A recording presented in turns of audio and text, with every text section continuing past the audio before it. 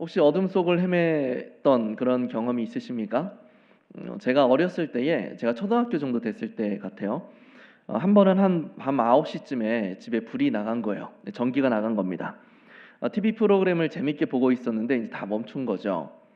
집에는 할머니와 저 그리고 동생이 같이 있었는데 당시에는 핸드폰도 없어서 이렇게 작은 불빛도 사용할 방법이 없었습니다. 완전히 암전이 된 거죠. 아주 깜깜했는데 그때 저는 동생에게 야 우리 동굴 탐험하자 하면서 동생하고 같이 이렇게 깜깜한데 벽을 붙잡고 집을 돌아다녔던 그런 경험이 있습니다. 아마 집에 저 혼자 있었다고 했다면 동굴 탐험은커녕 무서워서 벌벌 떨고 있었을 거예요. 일반적으로 빛이 없을 때 사람들은 굉장히 무서워합니다. 내 앞에 뭐가 있는지도 모르고 또 나를 다치게 만들 어떤 요소가 있는지 확인할 방법이 없기 때문에 이런 상황이 큰 두려움을 주는 거죠. 그래서 사람들에게 신체 중 어느 곳이 망가지면 가장 불편할 것 같습니까? 라고 물을 때 거의 대부분의 사람들은 눈을 다치면 제일 불편할 것 같다라고 그렇게 대답을 한다고 합니다. 사람은 눈을 굉장히 많이 의존을 한다라는 거죠. 그리고 사람이 눈을 굉장히 많이 의존한다라는 이 사실은 자연스레 빛의 중요성을 부각시키게 됩니다. 우리가 보기 위해서는 빛이 반드시 필요하기 때문이죠. 오늘 본문은 바벨론의 포로로 사로잡혀 있는 남유다 백성을 대상으로 기록이 되어 있습니다. 바벨론에 사로잡혀 있는 그 상황을 오늘 본문 2절에서는 어둠이 땅을 덮은 상태, 캄캄함이 만민을 가린 상태라고 그렇게 묘사를 하고 있어요. 어둠은 앞에서 이야기했던 것처럼 두려움을 자아내는 요소입니다.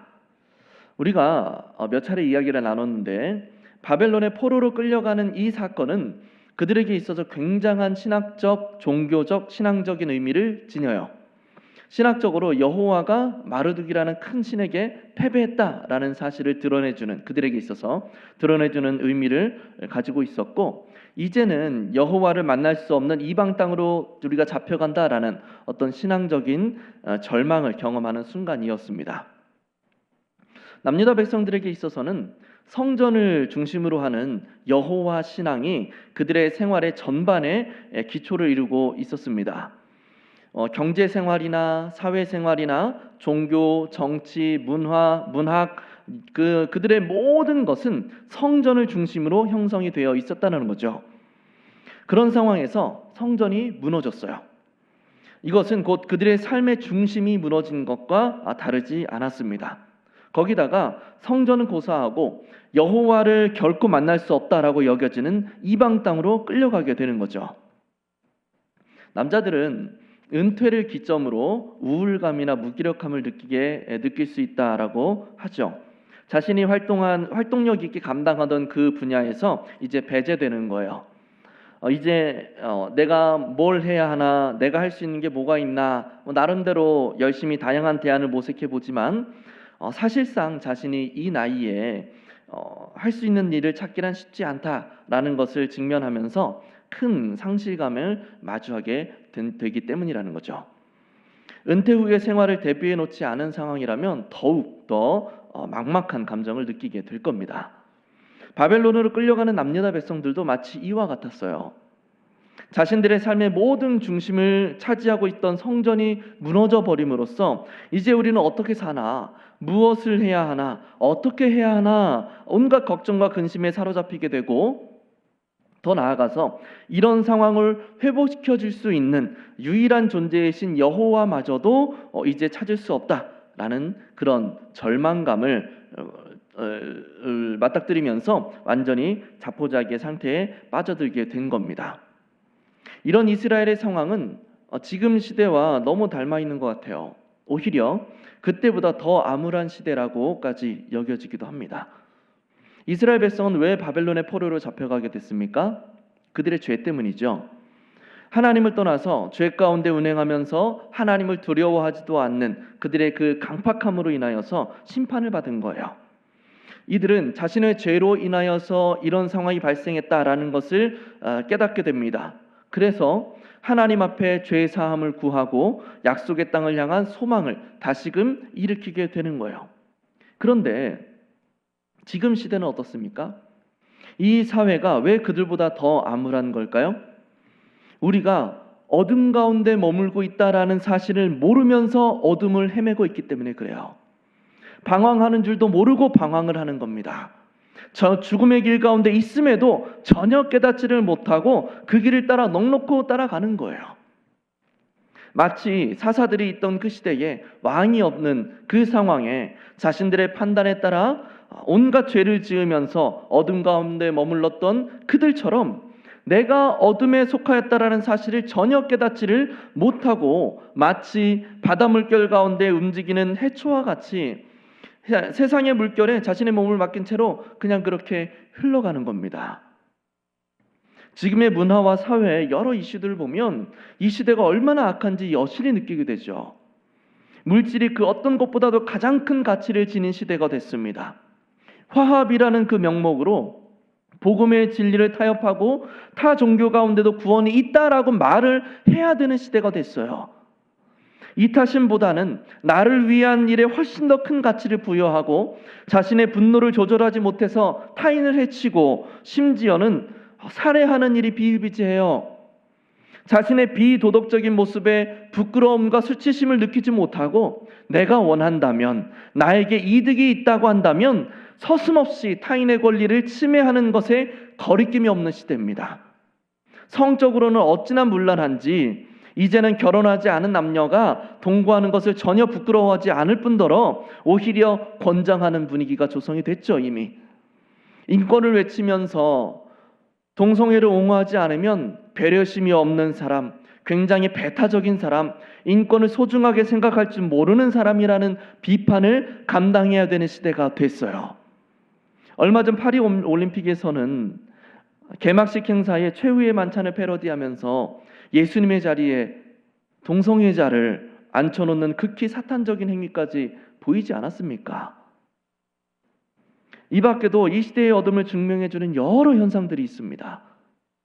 모든 시대를 통틀어서 이렇게까지 폐역무도했던 시대가 있는가 의문일 정도로 너무 어두워요. 그런데 너무나 애석한 것은 이런 극히 어두운 이 시대 속에 살아가는 현대인들은 이것이 어둠이라는 사실을 전혀 인지하지 못하고 있다라는 거예요. 자신이 포로이면서도 포로인 줄은 모르는 겁니다. 암이 위험한 이유가 무엇인가요? 초기에 발견하기 어렵다라는 점이 무서운 거죠.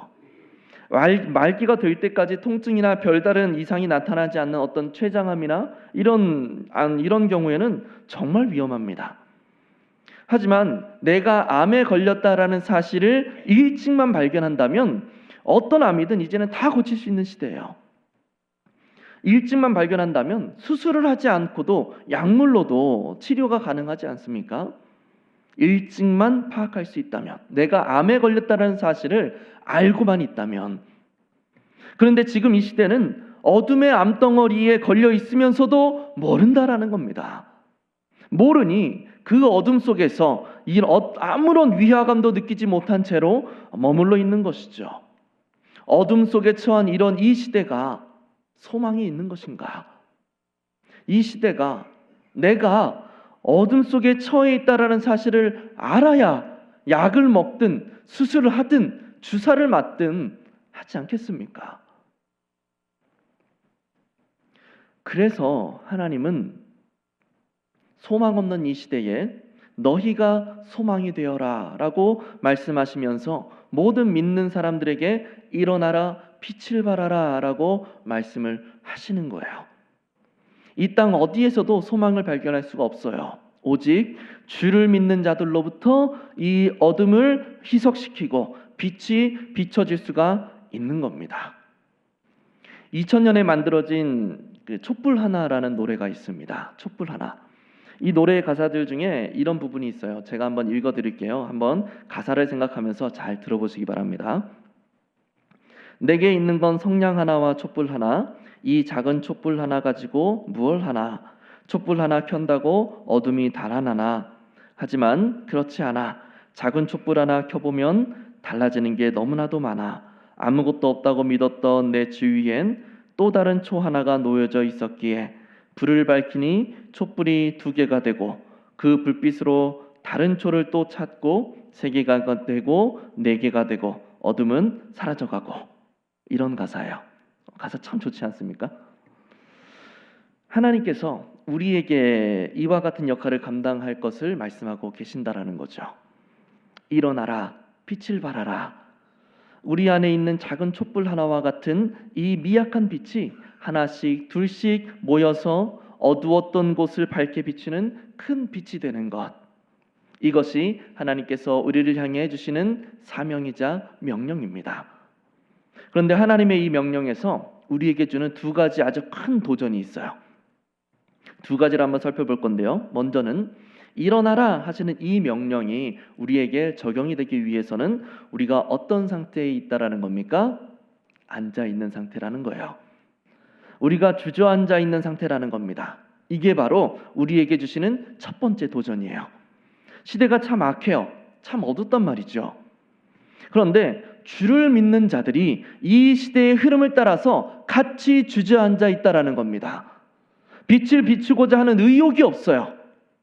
이만하면 됐다, 이 정도면 좀 쉬어도 된다라는 유혹을 안고 그 자리에 주저앉아서 살아가고 있다라는 거죠.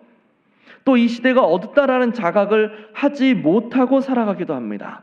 무엇이 어둠인지, 무엇이 절망인지, 그 어둠이 이 시대와 나의 가정과 내 자녀와 나의 삶 속에 얼마만큼의 영향력을 주고 있는지도 모르는 거예요. 가랑비에 옷이 젖어가는 줄도 모르는 것처럼 어둠이 내 삶의 전반에 걸쳐서 물들이고 있는데 마치 그것이 옳은 것인 양, 원래 그런 것이고 다 그런 것이다 라고 고루한 생각을 품은 채로 그렇게 살아가고 있다라는 겁니다. 그리스도인들이 스스로 앉아있기를 즐겨하는 모습 속에서 살아간다라는 거죠. 그런데 더 무서운 것은 무엇인지 아십니까? 혹시 주의 백성들이 어둠의 세력을 인지해서 그것을 떨쳐내고 일어서려고 할 때면 이 세상은 그렇게 일어나고자 하는 자들을 어떻게든 무슨 수를 쓰든 다시 주저앉히려고 애를 쓴다라는 거예요. 일어나지 못하도록, 어둠에 젖어버린 그 생각에 여전히 젖어 살도록, 익숙함이라는 명목으로 주저앉아 있도록 애를 쓴다라는 거죠. 일어나는 그 일 자체가 그리스도인들에게 너무 버거운 일이 될 수도 있는 거예요. 이것이 우리에게 주시는 첫 번째 도전입니다. 2번째는 우리 안에는 세상을 비출 만한 빛이 없다라는 거죠. 우리에게 빛을 비추라고 말씀하시는데 사실 우리 안에는 어떤 조그마한 빛도 없어요. 예수님조차도 선한 이는 오직 하나님 한 분이시다라고 그렇게 말씀하시죠. 모든 인간은 선함을 갖추지 못했다라는 겁니다. 즉 전적으로 타락한 우리에게는 이 시대의 어둠을 몰아낼 만한 어떠한 능력도 지혜도 선함도 없다라는 거예요. 이런 우리가 어떻게 세상의 어둠과 대적하면서 빛을 비추도록 할 수 있겠냐라는 거죠. 바벨론의 포로로 잡혀간 남유다 백성도 마찬가지 상황이었습니다. 그들 스스로의 능력으로는 결코 바벨론으로부터 독립할 수가 없었어요. 이들에게 빛이라 함은 바벨론으로부터 귀환하여서 다시 예루살렘을 중심으로 하는 여호와 신앙을 회복하는 것, 이것이 그들에게 빛이었습니다. 그런데 사실상 그게 불가능하다라는 거죠. 그러면 어떻게 해야 됩니까? 일어나 빛을 발하라 라는 하나님의 명령은 영영 이루어질 수 없는 명령인가요? 아니죠. 시골에 가면 서울과 확연히 다른 것이 하나 있습니다. 그것은 바로 밤하늘의 별이라고 생각이 돼요. 그래도 아직은 시골에 가면 밤하늘에 별이 좀 떠 있죠. 별이 반짝이는 것은 태양이 발산하는 빛을 반사하면서 나타나는 현상입니다. 달도 태양빛을 받아서 반사를 하는 거죠. 반사되는 빛이 그래도 꽤 환해서 옛날에는 그 달빛으로 밤길을 다니고는 하지 않았습니까? 우리에게는 선한 것이 없어요. 우리에게는 빛이 없어요. 우리 자체에서 빛을 낼 수가 없습니다. 그런데 하나님은 우리를 향해서 일어나 빛을 발하라 라고 말씀하세요.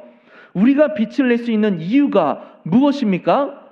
일어나라 빛을 발하라. 이는 내 빛이 이르렀고 여호와의 영광이 내 위에 임하였음이니라. 이 구절에서 내 빛이 이르렀다라는 이 말씀과 여호와의 영광이 내 위에 임하였다라는 이 표현은 동격으로 사용이 됐습니다. 즉 우리에게 임한 빛은 여호와의 영광의 빛을 의미하는 거예요. 우리 위에 여호와의 영광이 임하였으니, 여호와의 영광의 빛이 비쳤으니 너는 여호와의 영광의 빛을 반사시킴으로 세상에 빛을 비추라 라고 말씀을 하시는 거예요. 여호와의 영광의 빛이 임하면 그 자리에서 일어나는 것만으로도 빛을 발하는 존재가 되는 겁니다.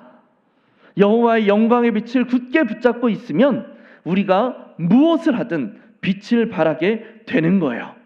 그러면 이 여호와의 영광의 빛이란 대체 무엇입니까? 바벨론에 사로잡혀 있는 남유다 백성을 다시 약속의 땅으로 회복시키시는 하나님의 구원의 역사를 의미해요.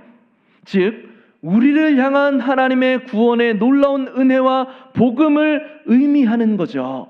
우리를 구원하신 하나님의 그 은혜, 이는 너희를 어두운 데서 불러내어 그의 기이한 빛에 들어가게 하신 이의 아름다운 덕을 선포하게 하려 하심이라. 주께서 주신 놀라운 구원의 역사를 경험하고 그 은혜의 충만함을 누리는 자들을 세우시는 이유가 바로 이거예요. 세상의 어두운 데서 불러내어서 하나님의 영광의 빛에 들어가게 하심으로 하나님의 아름다운 덕을 선포하도록 하기 위해서. 따라서 일어나 빛을 비추라 라는 말씀은 하나님의 생명의 역사, 구원의 복음을 세상에 선포하라 라는 말씀인 거죠. 일어나라, 빛을 비춰라. 믿음의 사람들, 먼저 부르심을 받은 사람들, 구원의 기이한 빛에 먼저 들어간 사람들로 하여금 여전히 어둠 가운데 사로잡혀 있어서 어둠인지도 모르고 살아가는 이 시대를 향하여 하나님의 아름다운 덕을 선포하라. 이 시대는 그 어떤 시대보다도 사탄적이고 폭력적이고 패역한 시대예요. 예수 그리스도의 자리에 가증한 것을 올려두는 그런 짓을 서슴없이 자행하는 그런 시대입니다. 이런 세상에는 소망이 없어요. 우리가 일어나야 되는 겁니다. 안주하지 말아야 되는 거예요. 우리가 타협하지 말아야 되는 것이고 우리가 일어서야 되는 겁니다. 그래야 이 세상이 변할 수 있어요. 그래서 우리는 다시 일어나야 되는 거예요. 우리 안에 있는 어둠을 먼저 몰아내고 우리가 먼저 가식과 거짓된 것으로부터 벗어나 진리 안에 바로 세워져 있어야 되는 겁니다. 무엇이 빛이고 무엇이 어둠인지 구분할 줄 알아야 돼요. 어디에 우리가 머물러야 되는지를 우리가 알아야 되는 거예요. 상식만도 못한 신앙, 상식적인 삶보다도 못한 삶을 가지고 우리가 어떻게 빛이 되겠습니까? 하나님의 기이한 빛을 반사하는 것조차도 우리에겐 버거울 거예요.